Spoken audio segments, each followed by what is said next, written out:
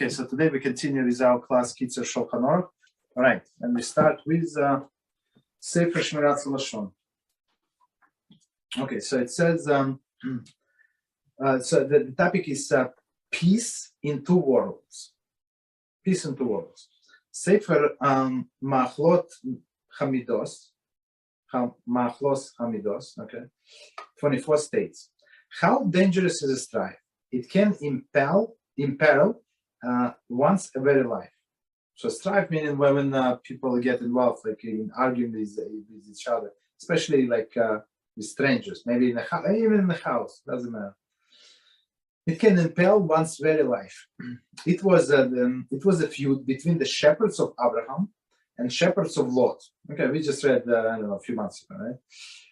That caused the Lot to move away from Abraham and settle in Sodom, where he almost perished along with the rest of the Sodomites.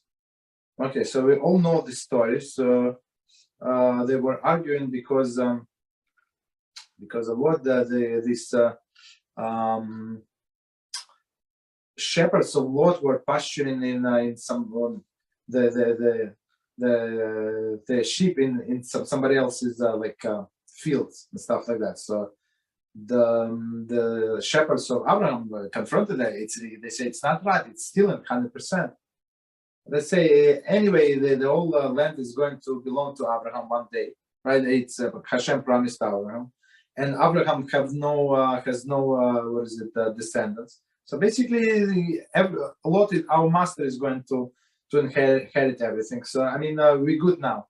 So in a sense, sometimes very often people like you use their sick mentality to come to the sick conclusions, right? So that's why it says that the person who has no Torah, I shocked somebody today. You would not believe. So I said the man without Torah, it's animal.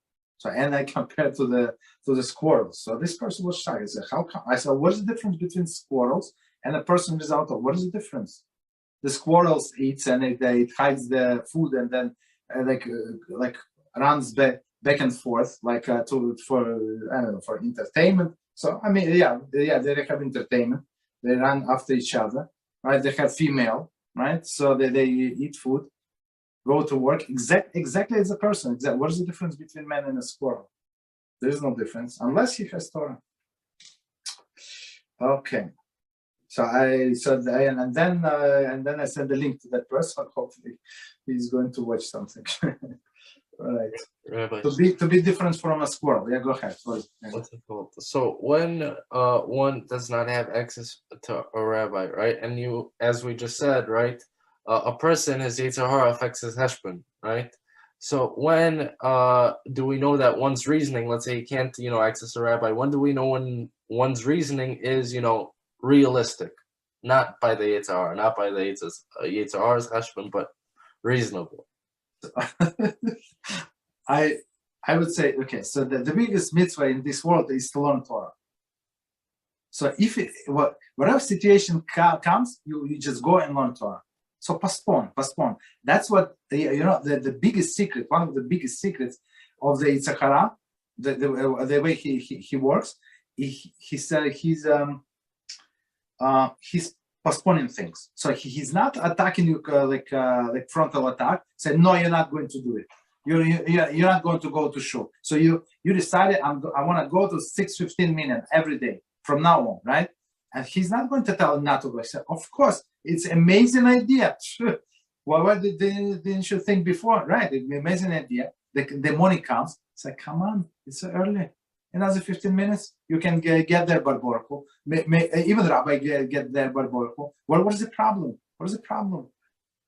You understand? Plus 10 minutes, and guess what? They're already finished, and then the guy said, "Okay, what was the point to get out of the bed? They're already finished." Understand? That's postponing. So our sages say, use exactly the same logic against Yetzer Hara. So he said, sin. So of course I'm going to, but not now. Give me another 10 minutes, 15 minutes.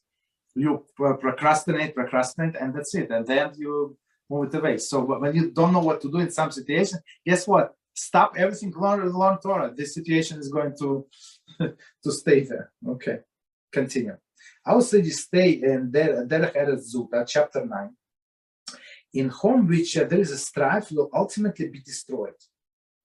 A synagogue in which there is a strife, it will be see the congregants dispersed, and ultimately will be made desolate. So, I know many shuls when they started the strife with rabbi, without rabbi, to like president on this side and vice president on that side, all this shtoyos and stuff like that. And so, and at the end of the time, it's like people left. They didn't want to hear this. It's like, and same in the house. Like how long you want to argue with your spouse? I mean, one time, two times. But if it's like war, constant war, it's a divorce, right?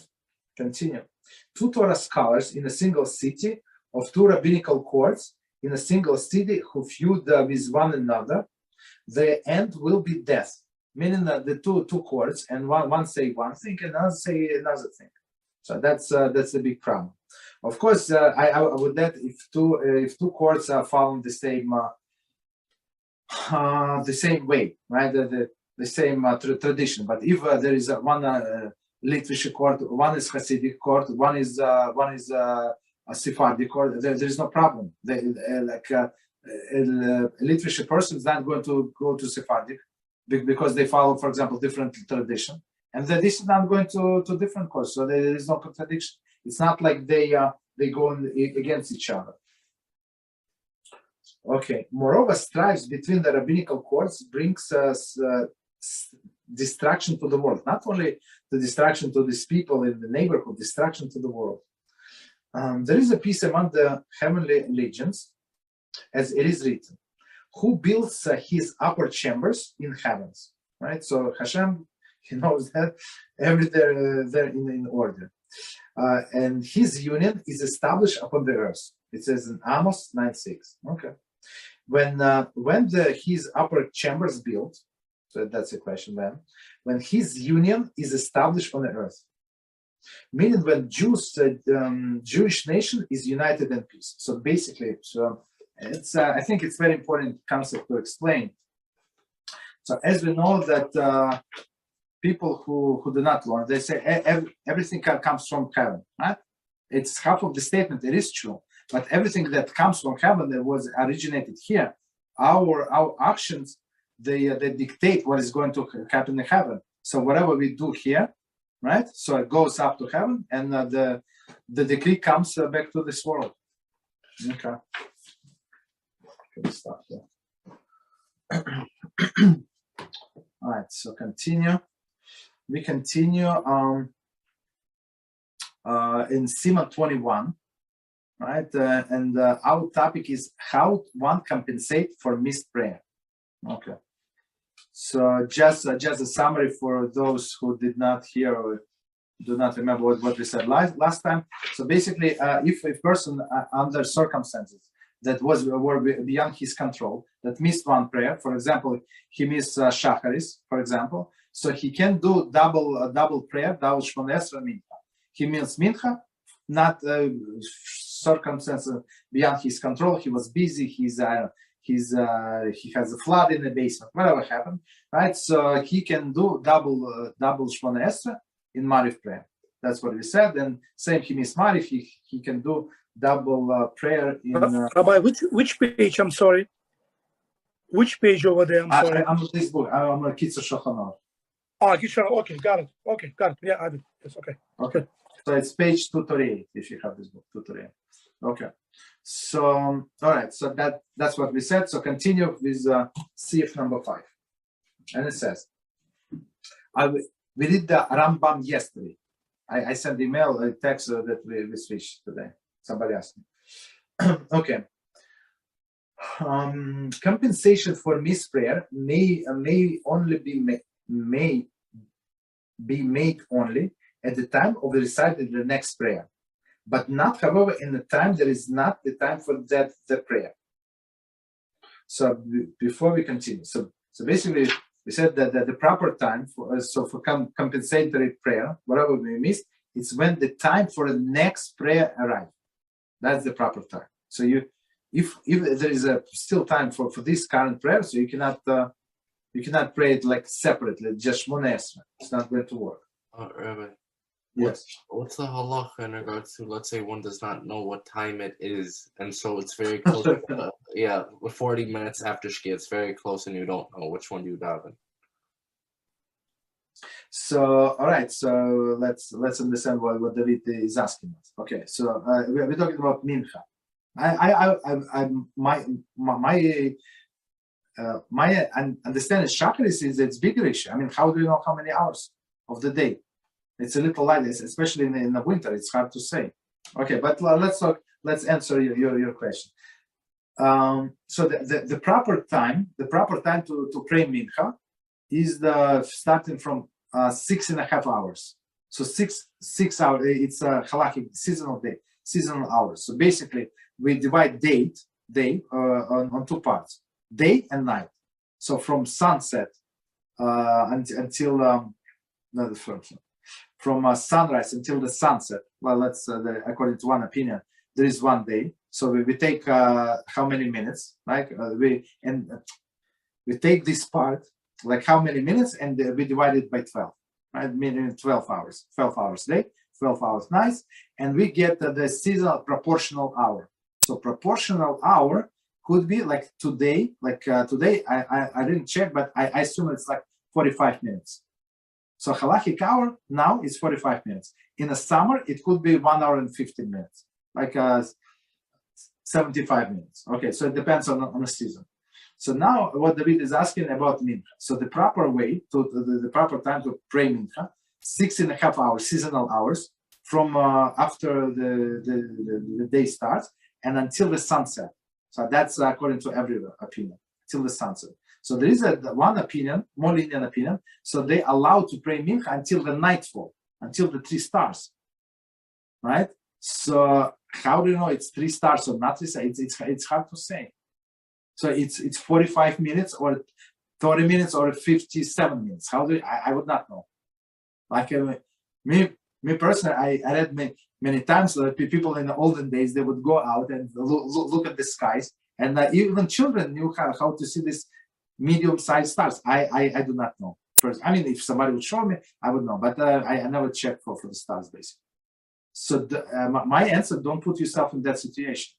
So Rabbi Mizrachi, Shlita, he said many times, who told you that you're going to live up to till 7 p.m.? Who told you? Who promised? Who are you to be so confident? It's 1:30 and you have minyan. Run to that minyan. Even according to many opinions, it's better to daven like later on. Milcha katana. Okay, you have this opportunity. Daven this first opportunity. Don't delay, basically. So my approach always: don't put yourself in that situation. So now you're running around that it's 30 minutes or 45 minutes or 57 minutes, right? Okay, makes sense. Mm-hmm. Okay.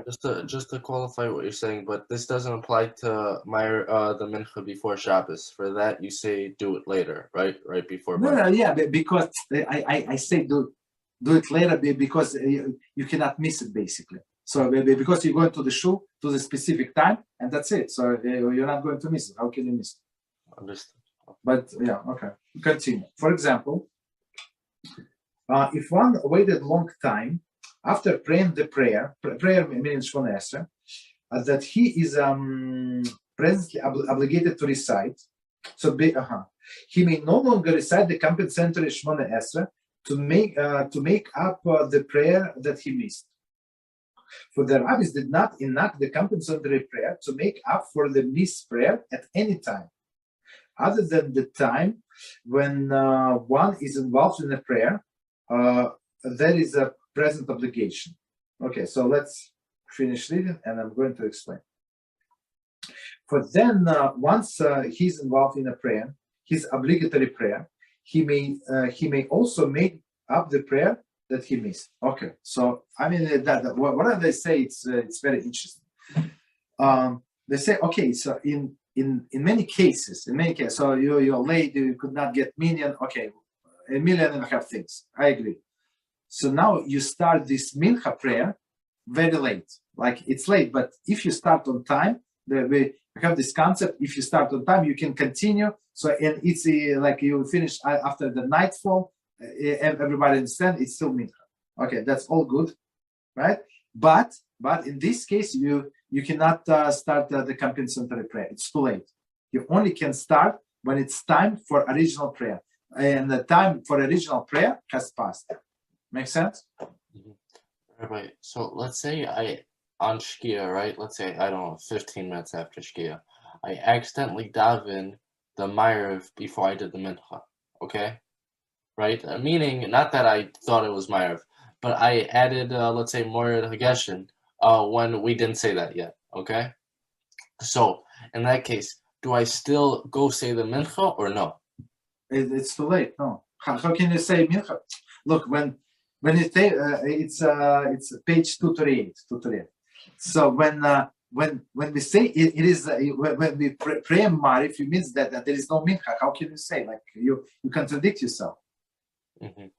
So that's it. So we have to. So one more time, you're allowed to pray the second Shemoneh Esrei only when it's still time to daven next prayer. So but when you start this next prayer mincha very late, very close to the nightfall, that's it. And everybody have to go according to their custom, right? So many people do not pray like after the sunset. That's it. There is sunset. That's it. They don't start. So it's like missed prayer. They would do it as a compensatory prayer with Mari. Understand? So that's don't. I urge you, all of you, don't put yourself in this situation. Go ahead. As far as I remember before, we said, let's say it's Mincha, and I didn't daven Shacharis yet, and I didn't daven Musaf yet. If I daven Musaf, I can't daven Shacharis anymore, right? Okay. So, in regards to using that same logic, let's say I accidentally daven Ma'ariv, because you're allowed to daven Ma'ariv before Shkia early, or allowed B'diavad, correct? Okay, yes. So if I daven Ma'ariv before Mincha, I can't daven Mincha anymore? No. So when you daven Ma'ariv, okay, you're allowed to do it. Nobody said no, but you already said it's the next day. You said it's the next day. So even though, like technically, it's still you have another hour till the nightfall. It's not next day for everybody else. They can still daven mincha and do all other things, beautiful things. But for you said it's next day. So how can you say? But I can still daven the compensation, correct? Compensation, yes. Okay. Yes, compensation you can. Okay. So let's read the. So any other questions? Are we clear with this concept? Okay, so let's read the commentary on this. The Mishnah Brura 108:15. See also Hid Hey Israel 8:28. Okay. However, follows. 1 second, somebody's joining me. Okay. However, follows the opinion that although initially one must certainly take care to recite the compensatory Shemoneh Esrei immediately after Shemoneh Esrei, there is his current obligation. Nevertheless, if one did not do so, he may recite compensatory Shemoneh Esrei later, as long as the time for Shemoneh Esrei, there is a current obligation, has not passed. Okay, let's finish and I'm going to explain. Nevertheless, in such a case, it is preferable to stipulate when recited compensatory Shemoneh Esrei that if he can fulfill the obligation to recite the compensatory Shemoneh Esrei, this Shemoneh Esrei should serve that purpose. And if he cannot, it should be the native Shemoneh Esrei. Okay. So there is a little leniency, I would say, a little way out. So the proper way, as we said before, to pray this compensatory, this Shemoneh Esrei right after the first Shemoneh Esrei. Right, or in the right place, at least. So in the Ma'ariv, that's when you do, right? In Shacharis, you do it a little later. So we say you do it before Ashrei, right? That's what we said last time, I think. So here's what they say: even if you did not do this compensatory prayer on time, when for example when you were praying mincha, you did not do it. You missed Shacharis. It's mincha time. you pray mincha, but you did not do this compensatory prayer. I would say, like my personal example would be, for example, if you pray in somewhere in office, right? So all of the people from different offices, from different stores come together, they pray, and now they want to close the place, so they're not going to allow you to stay there, so you must leave. So in this case, since there is still time to pray this compensatory prayer, you can pray later. That's the thing. Got it? Rabbi, so what's the halacha going to be? Let's say it's Shacharis and I missed the Ma'ariv, right? So I just davened the Shacharis, but I davened with a minion. They still have to say Uvalatia and so on and so forth. So do I just say the second one right after? Or do yes. Yes. So I say it right after the first Shemoneh Esrei, or right after Uvalatia and then Elena from Shacharis? I think we said before Uvalatia, no? Oh, I say it before. So is that true even though I'm going to miss a lot of Kaddish and so on and so forth? Or you can wait, as we said, or you can wait until they finish. So let them finish, say Amen to all of the Kaddish, and then you do your own Shemoneh Esrei. Mm-hmm. So as we said, there's a leniency if they are already completely finished, so you can do this compensation. Okay, good. Continue. Okay, so now we're up to halacha number 6. The compensatory prayer that one is praying must be recited in identical form to the obligatory prayer that is being recited in that time. For example, so that's this. I mean, the sif is a very long sif, because it's not. We asked this question last time, and I said, please have patience, right? Okay. So basically, what he's talking about, that this second Shemoneh Esrei must be exactly the same as the Shemoneh Esrei before. So it cannot be different Shemoneh Esrei. So it would be problem if somebody missed mincha on Shabbos, and now in Mariv, so after Shabbos there is Mariv, so he cannot pray this Shabbos mincha prayer, because it's not true. He said it's Shabbos day. It's not Shabbos. That's it. It's over. It's a weekday, right? So what do we do? For example, if one did not recite mincha on Eve Shabbos, that's a classic example, right? He recites at Mariv prayer two Shemoneh Esrei of Shabbos. Rabbi, so if it were, let's say, Ma'ariv of Yom Tov, and I forgot mincha, I would say a mincha, let's say a mincha Shemoneh Esrei for Yom Tov? No, on Yom Tov, the prayer is the same. On Yom Tov Mariv, and it's now in our school it's 660. Okay, we'll go like Rosh Hashanah, right? Let's say I daven Rosh Hashanah. I daven the Ma'ariv. I missed the mincha, okay, from the day before. I don't know. That's too much. It's if you notice, it's very long Shemoneh. So let's leave this example. I mean, it's too much. I mean, it will take you 25 minutes to finish. I don't know. Not you personally, but it would take me at least that time to finish. Understood. With all of the vidu is okay. I don't know. All right. All right. So continue. So let's we taken like very I think very good live example, right? If one did not recite mincha on Eve of Shabbos, so Eve of Shabbos, I mean on Friday night. So Friday night he came late, he was running, he got stuck in the traffic, whatever happened. So he missed the mincha, weekday mincha, right? That's what the scenario. That's I think very common. For Shabbos, he recited the Mariv prayer two Shemoneh Esrei for Shabbos. So forget about the weekday, he missed it. Two Shemoneh Esrei for Shabbos. For even though the second Shemoneh Esrei served to compensate weekday prayer, nevertheless, since it is now Shabbos, he must recite Shemoneh Esrei of Shabbos, which is appropriate prayer at that time. So weekday prayer is not appropriate for that time, but Shabbos is appropriate. Question? Or? Yes. We're talking about he didn't even pray the Shabbos Shemoneh Esrei yet. No. He did. He missed mincha. Yeah, he missed mincha. I agree with you, but he missed mincha. It's already Shabbos after 72 minutes after Shkia, right? No, forget about Shkia. Forget about this. The congregation starts praying this Shabbos Mariv. That's it. Congregations. Forget about this. You must pray this congregation. Okay, got it. So he prayed Meir, what's it called? But let's say he didn't pray Meir yet, okay? In that case, and it's already Shabbos. He prayed Mincha Shemoneh Esrei. Let's say he were to pray the Mincha Shemoneh Esrei, okay? He says the Shabbos Shemoneh Esrei for No. If it's still time to pray, like it's still that time of the day, it's before the nightfall, he can still pray the weekday Shemoneh Esrei. There is no problem. Oh, got it. Okay. Okay, so we're talking. Okay, he missed, or the congregation. Let's say on the summer, there is a custom in the summer to accept Shabbos earlier, like 7 p.m., 7:30, whatever time is it. So you cannot start praying different. You have to understand.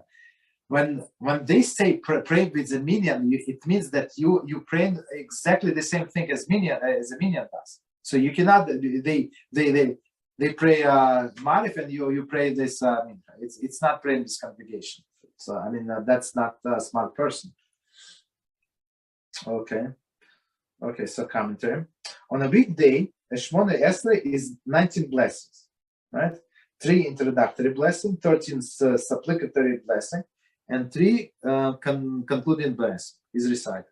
While Shemoneh Esrei of Shabbos and Yom Tov contain only 7 blessings, 3 introductory, 3 concluding, and 1 intermediate blessing related to theme of Shabbos or Yom Tov. Generally, one who recites the weekly Shemoneh Esrei on Shabbos or Yom Tov, or Shabbos or Yom Tov, Shemoneh Esrei on weekday, has not fulfilled the obligation. So I'm going to read this last line and we are going to explain. Generally, one who recites the weekday Shemoneh Esrei on Shabbos or Yom Tov on Shabbos or Yom Tov Shemoneh Esrei on weekday has not fulfilled his obligation. Okay, so first we said that. So now we said it before. I want to repeat. So this is the structure of Shemoneh Esrei. This is Shemoneh Esrei divided in 3 blocks. The first blocks is three first blessings. It's introductory blessing. Then middle block, it's 13 blessing for a weekday, and the last block, like a conclusion, is also three blessings. So in weekday Shemoneh Esrei we have 19 blessings, and in Shabbos or Yom Tov you have only 7, right? So 3 stays the same in the beginning, 3 stays the same at the end, and the middle one it changes. All right. So what they're saying that if on Shabbos he prayed the weekday Shemoneh Esrei, not good. It's not counted that he prayed. If on Shabbos he prayed Yom Tov Shemoneh Esrei, also not good. So sometimes the Yom Tov follows Shabbos, right? So on Sunday, the holiday of Sunday, very possible. So you have to pray the compensatory blessing according to what you're praying now. So I mean that's I think it should be for us straightforward. Okay. Continue.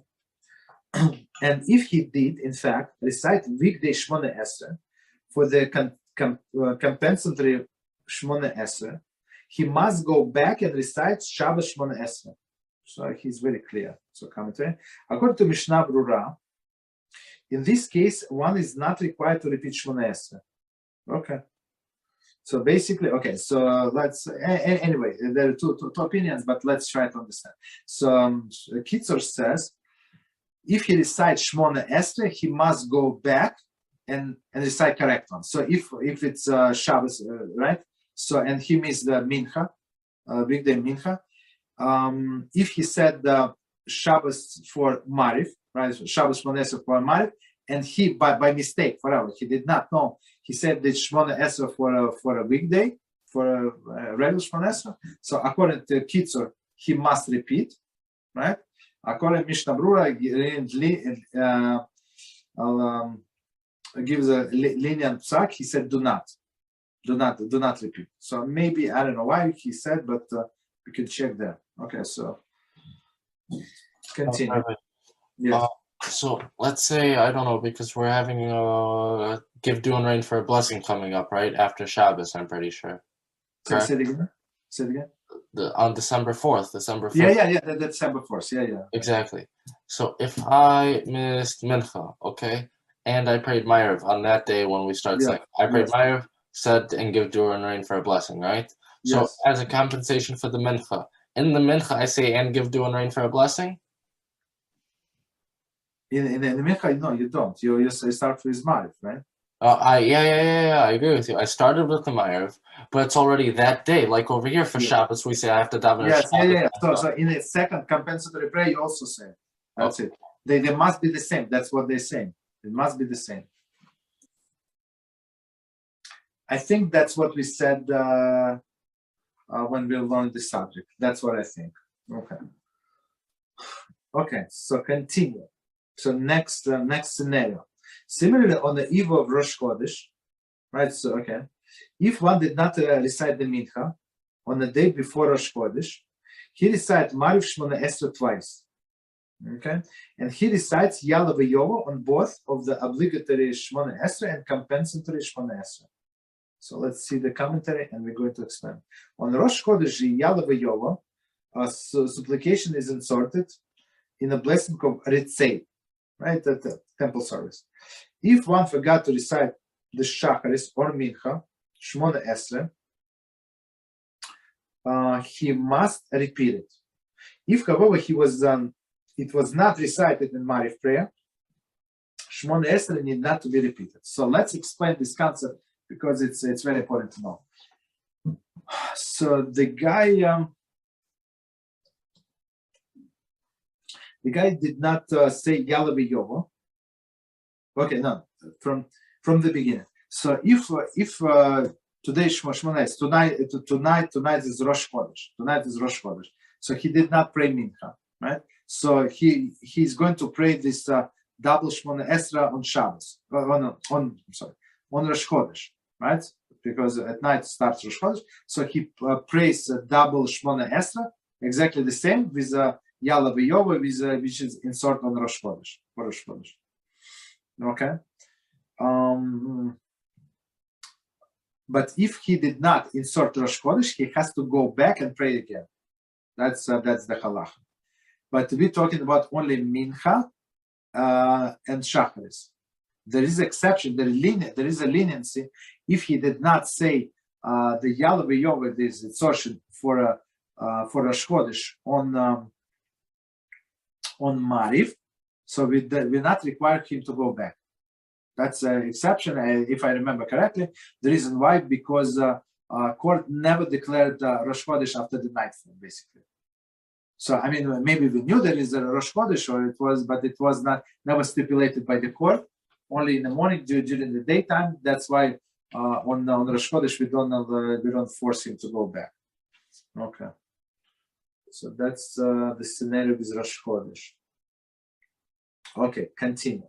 And if one did not recite the Ma'ariv on the night of Rosh Chodesh, in which case he recited the Shachar Shemoneh Esrei twice, if he forgot Yala v'Yovo, even in the second one, he must go back and recite Shemoneh Esrei. So, I mean, as we said in the commentary, so as we said before, so now he prayed Shachar. Now we're talking about Shachar. So he prayed the Shemoneh Esrei 1 for Shachar. He did it perfectly. Somebody reminded him, so he did Shemoneh Esrei.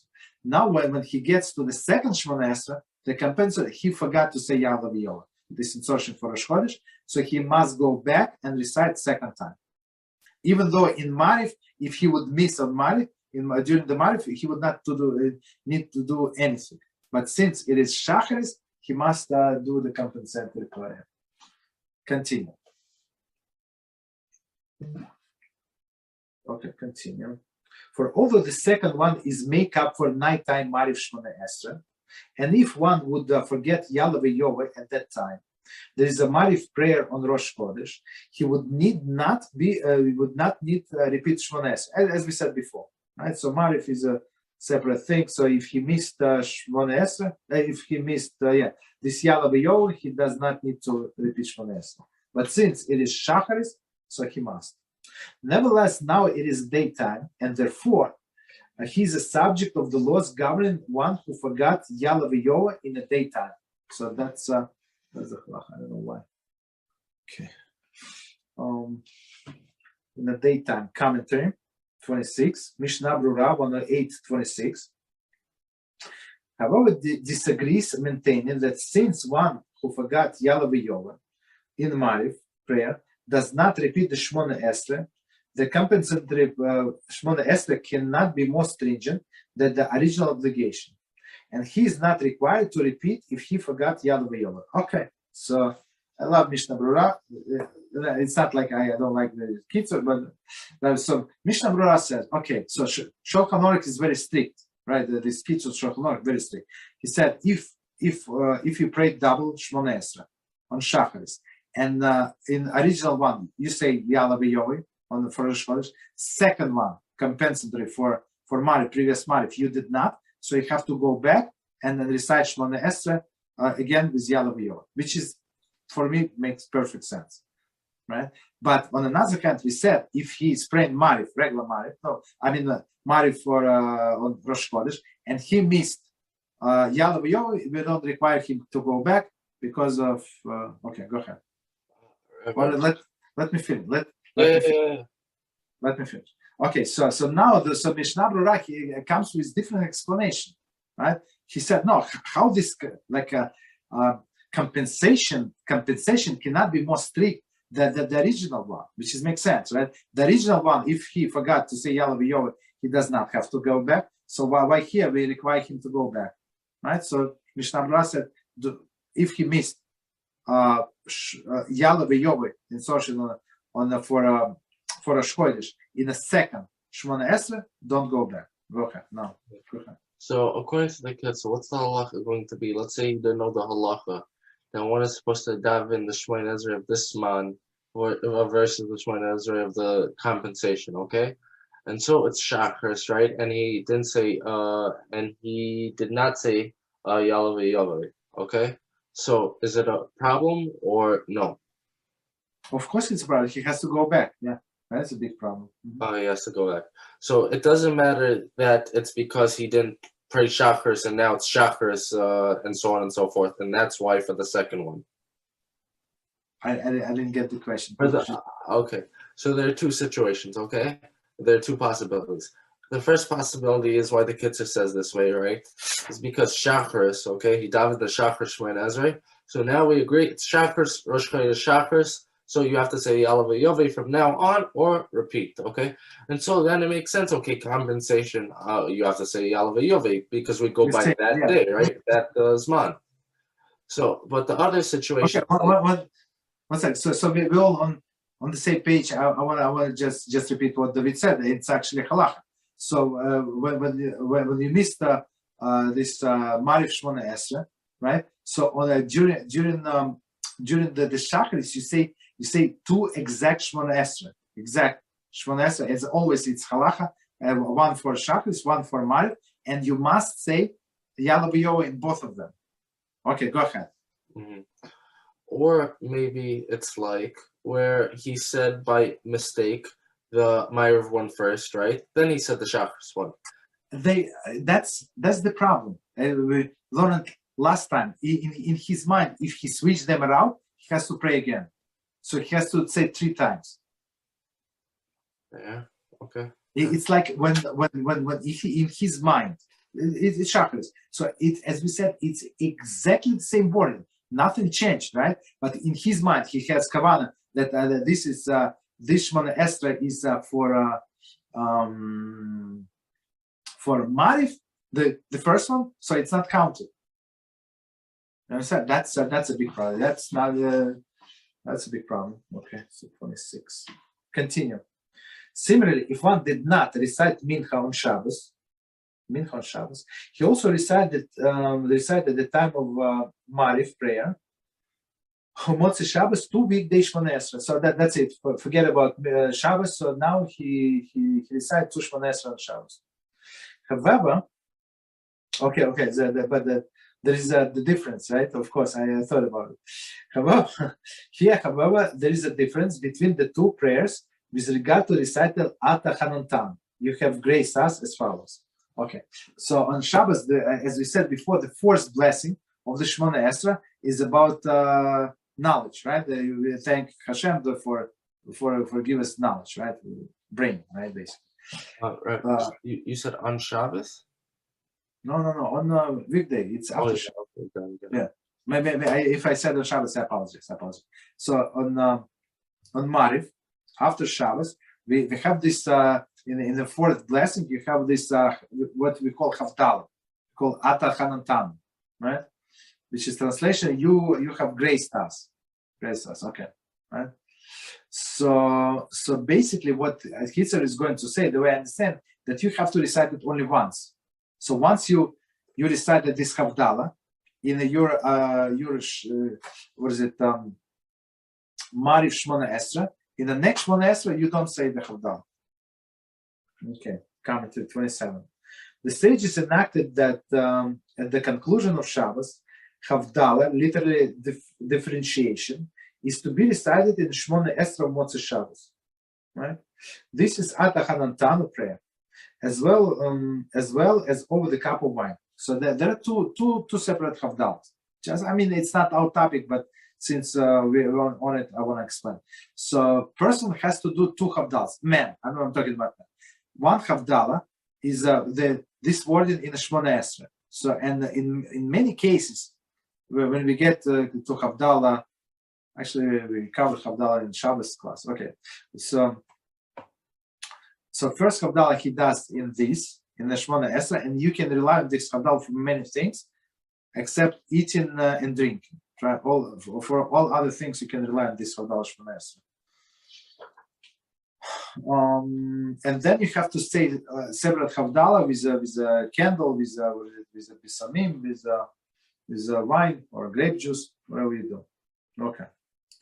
So continue. Rabbi, if yes. one accidentally says the Havdalah in the fourth, right? In the fourth on Ma'ariv, okay? Let's say I don't know. Why is it accidentally? Wait, that's proper place, no? I'm saying as the compensation. Well, let's say he says, I don't know. Let's say I said it today for Ma'ariv. Let's say any day I said it on Ma'ariv, right? Yeah. Is it going to end up being I have to repeat it or no? No. Okay. You have to understand if you read the statements there, the statements are true. They not belong to Wednesday, but technically they're true. Okay, so continue. So I'm going to read this sentence from the beginning. Here, however, there's a difference between the two prayers with regard to recited Ata Hanantan, meaning this Havdalah in force. It's in our prayer book. It's like a gray box. Who have graced us as follows. In the first Shemoneh Esrei, one recites the blessed Ata Hanantan. So right now I'm praying Shemoneh Esrei for Mariv, right? So I say Ata Hanantanu, meaning for Mariv. Okay. While in the second one does not recite it. Okay. Even though he already made Havdalah, so it's a technically you can understand, like you can imagine how many Havdalahs do you need? You need only one. That's it, right? Even though he recited the second Shemoneh Esrei at the time of Ata Hanantanu obligation, but since even though as we said before a few times that you have to say exactly the same Shemoneh Esrei, but here these words of the Ata Hanantanu of Havdalah are totally irrelevant. You already made separation. That's it. It's separate. The reason for this is that because Ata Hanantanu is a form of Havdalah prayer. Havdalah, it means separation, and Havdalah is not recited twice in a prayer. Okay, that's clear exactly as we explained. 28. Once Havdalah has been recited in the first Shemoneh Esrei, and the differentiation between the Shabbos and the weekday has been declared, there is no reason to recite again in second Shemoneh Esrei. Okay. Continue. Okay. The same applies conversely. So conversely means opposite, right? If one forgot to recite Mariv on Motzei Shabbos, okay, on the following morning, he recites the Shachar Shemoneh Esrei twice and says Ata Hanantanu only in compensatory prayer. There is a second Shemoneh Esrei. Since this basic enactment requires Havdalah be recited in Shemoneh Esrei prayer. So let me read the commentary because maybe it's not final halacha, and then we explain. Since Havdalah must be recited in both, Okay, well, let's see. Since Havdalah must be recited both in Shemoneh Esrei and over the wine, one must therefore recite Ata Hanantanu regardless of whether or not he has already recited Havdalah on wine. Mishnah Brura 108:33 cites opinions that if one missed Mariv on Motzei Shabbos, Ata Hanantanu is no longer recited at all, neither in Shachar Shemoneh Esrei nor Compensatory Shemoneh Esrei in the latest in Compensatory Shemoneh Esrei. In the latest Siman 294:2. However, Mishnah Brura follows the middle approach and rules that one did not recite Havdalah on wine, then he recites Ata Hanantanu in the compensatory Shemoneh Esrei. However, if he already recited Havdalah prayer over wine, he does not recite Ata Hanantanu in either Shemoneh Esrei. Okay, so let's try to understand. It's a lot of information, but try to understand. Okay. So what Kitzur is saying, it's very interesting. So his approach is, I would say, it's a little stricter, right? So he said, so all the time before that we said if when we recite the compensatory Shemoneh Esrei, it must be the same as the current one. Here Kitzur said, no, it's not true. If he missed Mariv prayer, right? Mariv prayer on Motzei Shabbos, meaning Shabbos night, right? So when we should say this Ata Hanantanu, so he said when he prays Shacharis, so he says one prayer, regular Shacharis, right, on Sunday, right, regular Shacharis on the weekday, and second Shemoneh Esrei, he says with Ata Hanantanu, meaning with this Havdalah. Go ahead. What's the point of saying it again if I said during Havdalah, with the torch and so on and so forth? Oh, okay. All right. So I didn't get. It's a good question. I didn't get to it yet. It's in a commentary. So I am explaining the opinion of the Kitzur, right? So and why Kitzur said that, because it was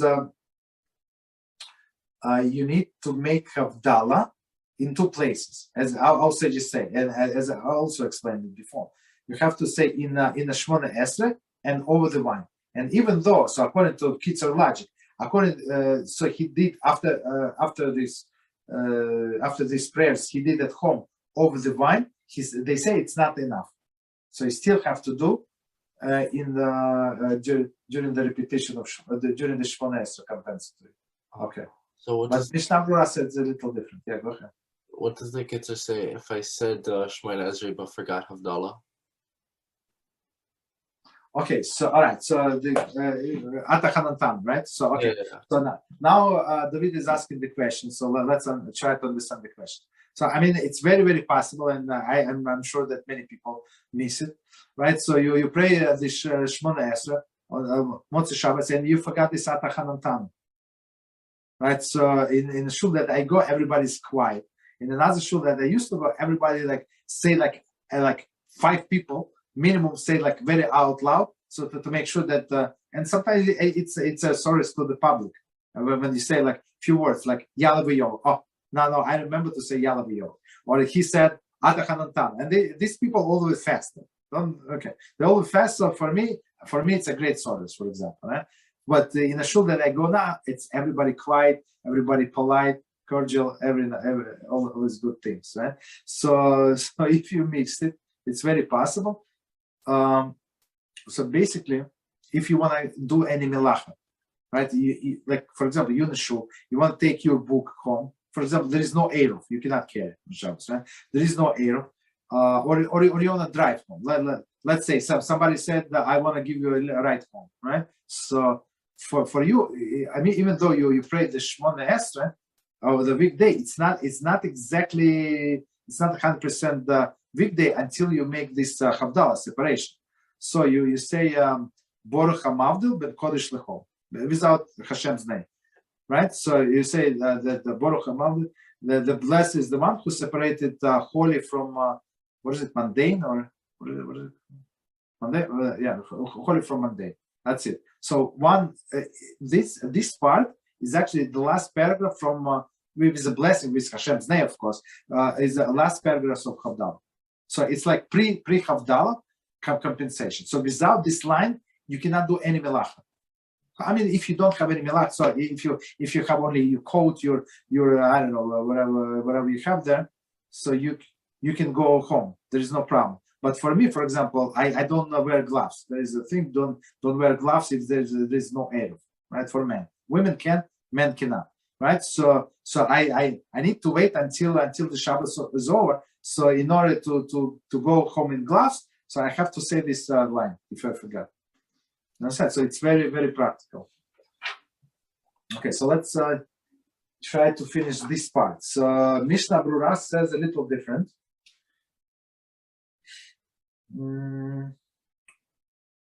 Okay, so Mishnah Brura says exactly was David what I'm asking. So he said, look, if he did already one Havdalah over the cup of wines, he said, okay, leave this Atachanantan.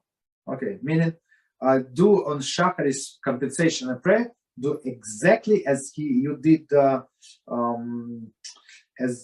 you did Shacharis prayer.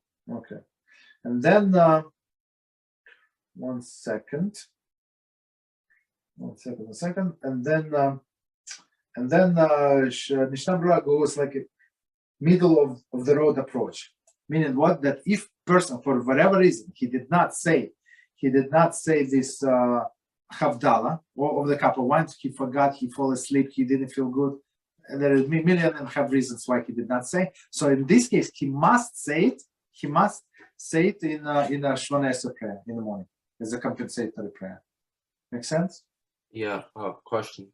So we say over here that if he forgot in the Mincha Ma'ariv, right, he must say it in the Motzei Shabbos Ma'ariv. He must say it Motzei Shabbos after saying Ma'ariv. He must compensate. For Mincha, yes, but he said so. Okay, I just want to repeat what he said. So it's the situation. So everybody on the same page. So it's Shabbos is over, so he has to pray Ma'ariv, and he realized that he did not pray Mincha for whatever reason, right? So, I mean, for good reason, let's say, for good reason. So now he has to pray compensation for Shabbos Mincha on Ma'ariv, but Ma'ariv is a weekday, so we said he has to pray 2 weekday Shemoneh Esrei. Forget Shabbos is gone. That's it. He cannot say it's Shabbos day because it's not. It's not sure. So the question. Yeah. Yes. So the question is like this. Let's say accidentally for the mincha, I'm compensating the mincha, and I say Havdalah in it. Okay? So I said Havdalah twice. I said Havdalah in the 4th bracha. Do I have to? Okay. Double. Okay, got it. So I said Havdalah twice. End of story. I don't have to say it by the torch anymore. I said Havdalah twice. No. No. Okay. So let me explain what David did ask. So we just said in Kitzur Shulchan it says very clearly. So you have to in Ma'ariv you have to pay two Shemoneh.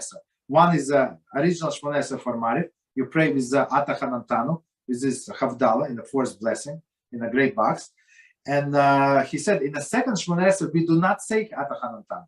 The one for Mincha, right? Why? Because it's you did separation once. That's it. It's over, right? So if you did say, for example, you did say by mistake the Atachanantanu, nothing happened. As we said, even if you say it on Wednesday, nothing happened. You don't have to repeat the whole Shemoneh Esrei.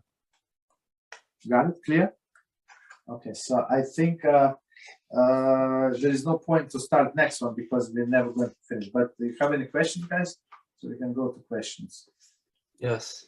So you say not to wear gloves Shabbos, right? You say you don't wear gloves. Not to what? I didn't know. Wear gloves on Shabbos. Gloves of Shabbos. Yeah, why? Who knows why we should not wear gloves on Shabbos? Completely agree. You might take them off while shaking someone's hand. Oh, that's it. So that's it. So what do men do? They take off the gloves and shake somebody's hand, right? And then some people like that's annoying custom. He would keep your hand right shaking and it would not let it go. He's so glad to see you, and you start walking like that. So it might be that there is no arrow. You would walk with your glove in your hand for 4 hours, so like 8 feet. It's 7.5 feet, right? Yeah. And for our friend is what is it? It's almost 2 meters.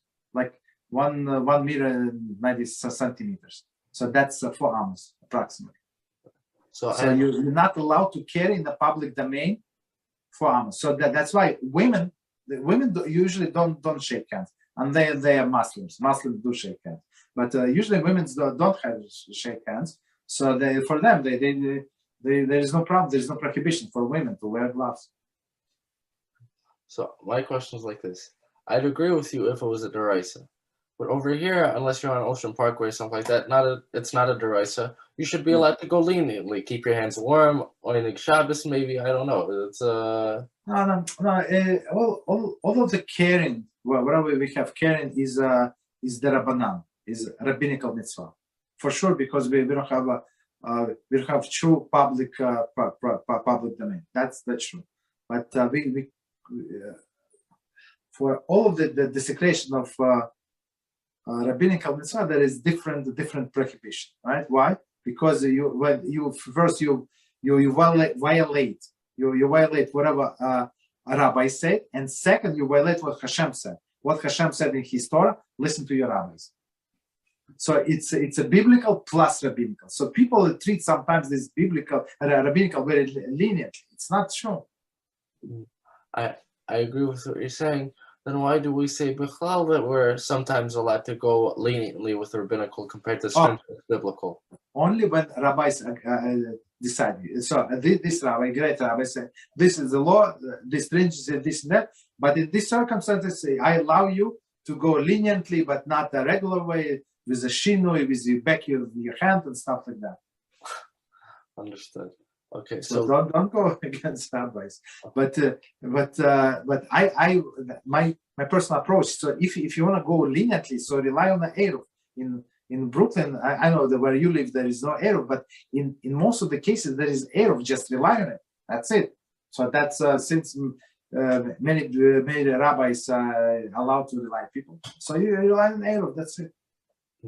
So basically, it's not a chumrah. I'm not allowed to wear gloves on Shabbos. No. Got it. Okay. Okay. Israel, go ahead.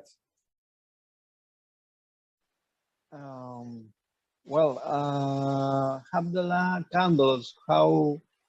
What if you don't have any candle? How you can replace something equivalent? Okay. So first of all, let me quickly, since we have a few more minutes. So let me quickly explain what the Havdalah means, right? Havdalah means a torch. Torch means that minimum two weeks. So basically, if you have 2 candles, right? 2 candles, you can join them together, and it's going to be Havdalah. If you have 2 matches, forget about candles. You have 2 matches, you can join them together, and it's going to be like a Havdalah. Does not have to be a candle. You understand? Or you can fire, I don't know, whatever, 2 pieces of wood, right? 2 sticks together. It's going to be 2. I was thinking about lighter, but I don't know. Lighter does not have a wick, like from where the flame goes, and it's hard to see like when two flames are connected. You understand? So the better. I have plenty of wood here. Okay, yeah, 2 pieces of wood. 2 pieces of wood. Just combine them together, so you see like two flames together. That's already. And how do you ignite them? With a match. With a match. Well, with a match, with a lighter, with whatever you want. Can I ignite them with the existing flame? Yes. No. Existing. It's a good perfect question. So this is okay. So why? So the question is, well, why do we make a blessing on a Havdalah candle, right? For what? Right. So we make the blessing because fire was not permitted on Shabbos, and now you created new fire, and you bless HaShem that allow you to create fire. So you cannot use a pre-existing flame. You have to start from new flame. So you can use 3 elements, 2 sticks of wood and a lighter. Yes. Okay. Matches, whatever you want. Yes. So basically, you can even take 2 matches. It should be more than enough. I know you have like 15 seconds. You can make the blessing in 15 seconds. I mean, it takes 5 seconds to make the blessing. There is no problem. Another thing, because here I was viewing the scroll Sidur, the app, and it appeared a new blessing. It says blessing on the menorah. Why is that?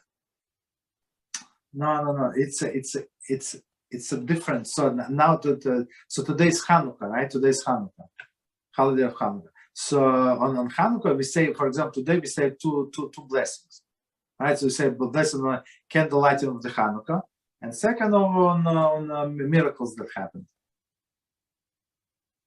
You understand? So those are two sides. It has nothing to do with our Havdalah. Yeah, I know, but it says Mariv, and this prayer didn't appear before. It's appeared today. About what, Marif? Oh, okay. Sorry. Okay, I understand. So there is a custom when you're in a synagogue, right? So we have to we light candles between Mincha and Marif. That's what they do in a synagogue. But then you come home and you light separately with a blessing for your family, for yourself. So that's why it appeared in I forgot that you have electronic version. In electronic version, they pop up whatever needs to be said. Yes, and it says smart Sidur mode, and I put Mariv, and the first thing item is lighting the menorah. Exactly. That's exactly what I say. In the shuls, they first light menorah before starting Mariv. Exactly.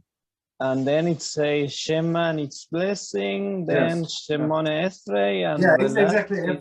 Everything is the same. Yeah. Only addition, you're in a